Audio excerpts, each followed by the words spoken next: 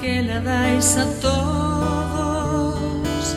no me neguéis a mí esa agua que prometéis a quien la busca, que prometéis a quien la quiere.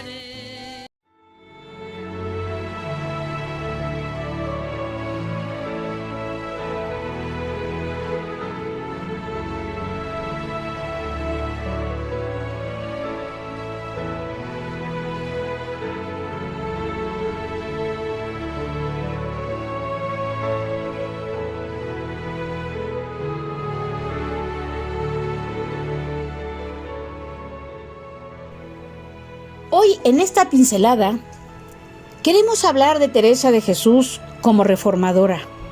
¿Qué fue lo que reformó? ¿Por qué Teresa fue llamada a fundar esas fortalezas de oración? Para poder hablar de esto, hablaremos de la vida que tenía Teresa de Jesús como monja, cuando ingresó al convento de las monjas carmelitas en la Encarnación de Ávila. Conoceremos un poco este convento, qué pasaba dentro del convento, qué sucedía dentro del convento y por qué Teresa de Jesús siente que no puede vivir. Es hermoso poder conocer cuáles son los caminos que Dios tiene trazados para las personas. Pues hoy nos meteremos en este ámbito.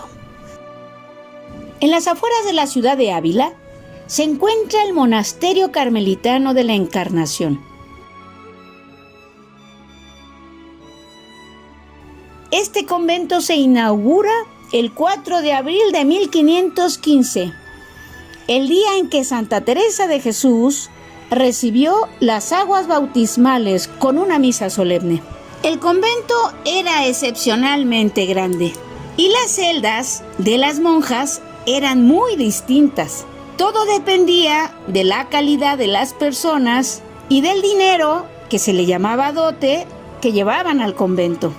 Mientras unas monjas dormían en dormitorio común, otras, sin embargo, disponían de habitaciones amplias y admitían incluso a compañeras y parientes para que les sirviesen de compañía. Y este era el caso de Teresa, a quien no le faltó una buena dote por ser socialmente de familia acomodada, o por lo menos aparentaba serlo. Esto es lo que se dice de su celda. Nos dirá el padre Jerónimo de San José, se dividía en dos aposentos, uno en bajo y otro en alto. En el bajo tenía su oratorio y en él un hueco donde había imágenes de santos. En el aposento de arriba, que era muy alegre y apartado de ruido, dormía y se retiraba a hacer oración. Total que desde el principio comenzó a sentirse muy contenta en la celda y en el convento. Ella misma lo reconocerá más tarde cuando piensa en abandonarlos definitivamente para iniciar su reforma. Como tenía grandísimo contento en la casa que estaba porque era muy a mi gusto y la celda en que estaba hecha muy a mi propósito, todavía me detenía. Se acostumbra a llamar en la vida religiosa y en la vida entre monjes, a la habitación se le llama celda.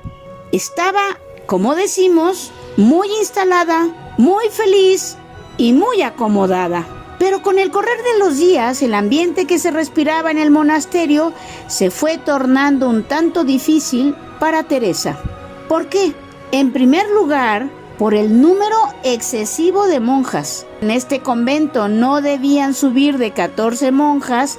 Sin embargo, la abundante solicitud de admisiones hizo que el número se acrecentase desordenadamente. Dicen que mujeres juntas ni difuntas.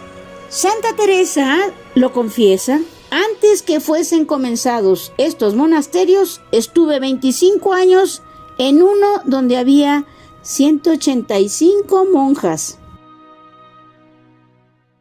Y 185 son un obstáculo para la convivencia, por muy santas que sean todas ellas. En segundo lugar, este número excesivo agravó la penuria económica, hasta sentir que las monjas tenían verdadera hambre.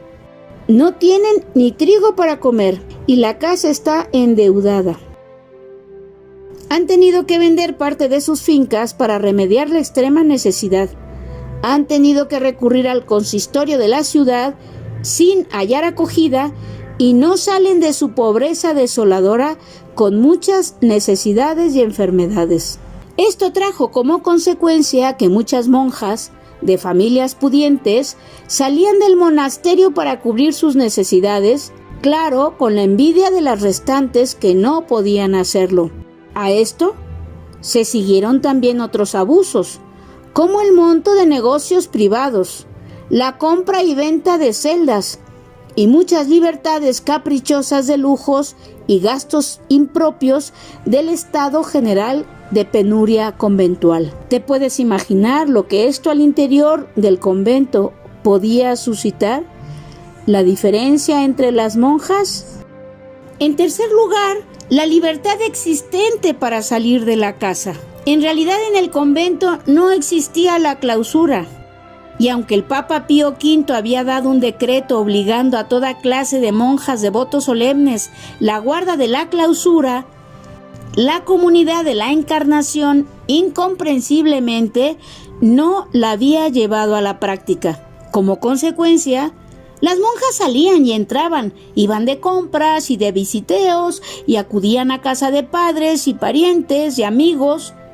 Teresa no era ninguna excepción. Por ejemplo, cuando al año y medio más o menos de estar en el monasterio se enfermó gravemente debido al cambio de vida y de los manjares que le hicieron daño a la salud, como anota ella, la llevaron a un pueblito llamado Becedas para reponerse de la salud y allí permaneció casi un año fuera del monasterio, en casa de una de sus hermanas. Y finalmente, otro de los motivos por los cuales era muy difícil la convivencia entre las monjas y la buena relación es que había en la Encarnación una excesiva libertad para las visitas de la gente de fuera. Allí llegaban familiares, amigos, conocidos y hasta pretendientes, de manera que a ciertas horas el monasterio se convertía en una plaza pública. Pensemos en las 185 monjas que habitaban la casa. Total, que la vida religiosa de las monjas no andaba muy bien. Y esto lo reconocía la parte sana de la comunidad. De ahí la insatisfacción en que vivían muchas monjas, hasta que denunciaron la inobservancia al general de la orden, el padre Juan Bautista Rubeo, aprovechando una visita que les hizo. Teresa confiesa que en el convento, a pesar de todo, había muchas siervas de Dios, y era Dios harto servido en ellas. Estas eran principalmente las que llevaban el peso de la observancia religiosa, que no era nada ligero en verdad. En este ambiente un tanto forzado de actos comunitarios de piedad, por una parte, y de libertades, por parte de otras, le tocó vivir a la santa durante 27 años.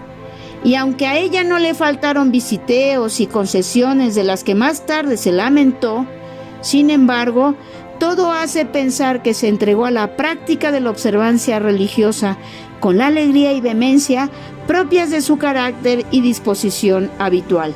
Sin embargo, así no se podía. Teresa no podía entrar en oración con Dios. Escucha bien, 27 años de estar compartiendo la vida, al menos con 185 monjas, y que entre ellas la mayoría estaba con estos devaneos, de visitas. Eso no es una vida monjil, eso era un mercado, eso era otro estilo de vida. Y Teresa de Jesús llegó a preguntarse y a cuestionarse si para eso había dejado su casa paterna, si para eso había salido de ahí, para poder estar viviendo dentro de la vida conventual de esta manera, entre chismorreos, entre críticas, comentarios que iban y venían, entre todo lo que estaba aconteciendo en la ciudad. Acuérdate, no solo que estamos en el siglo XVI, sino que además hacía poco se acababa de descubrir el continente de América y que entonces los hombres estaban entusiasmados de poderse ir a esas tierras. Había necesidades en aquellos tiempos del siglo XVI, pues entonces las monjas entraban al convento pensando que allí no pasarían hambre.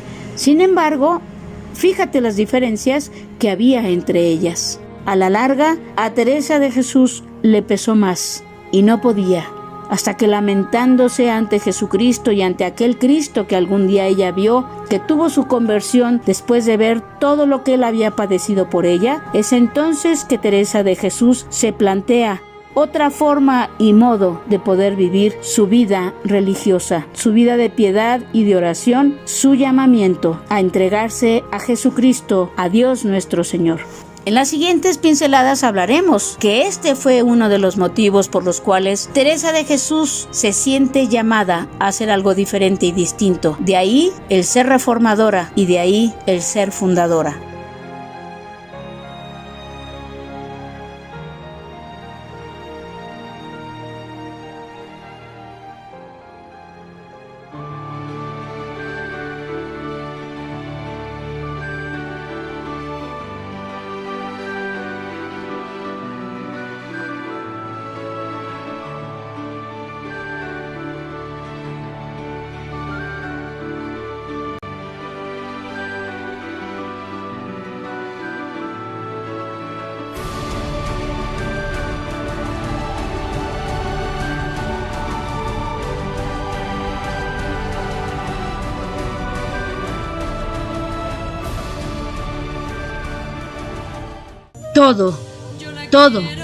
Todo por Él, para siempre, siempre, siempre.